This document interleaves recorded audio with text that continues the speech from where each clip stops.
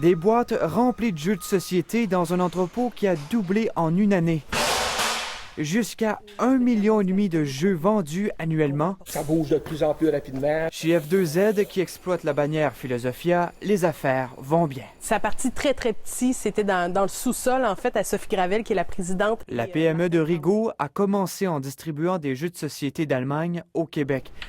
Un vrai coup de dé en 2002. Aujourd'hui, en plus, elle édite des jeux comme le fait un éditeur de livres. Donc, on est arrivé avec un Carcassonne, avec un Catan, avec un Pandémie, qui sont devenus vraiment nos marques fétiches. F2Z a récemment acquis l'américaine Z-Man, faisant passer son chiffre d'affaires de 10 à 20 millions en une année, forçant bien des embauches et entraînant de nombreux défis. On est encore en train de travailler sur notre logistique, trouver la bonne solution, parce que je crois qu'une expansion comme ça, personne ne va le faire simplement. Si le 3/4 des ventes ont lieu à l'extérieur du Canada, il reste qu'au Québec, le marché est en plein essor. Il se spécialise, ce qui minimise l'impact d'Internet. Dans le cas des jeux québécois, c'est chouette parce que les compagnies vont chercher à promouvoir le fait qu'ils sont québécoises. En magasin, dernier maillon de la chaîne, la tendance s'observe.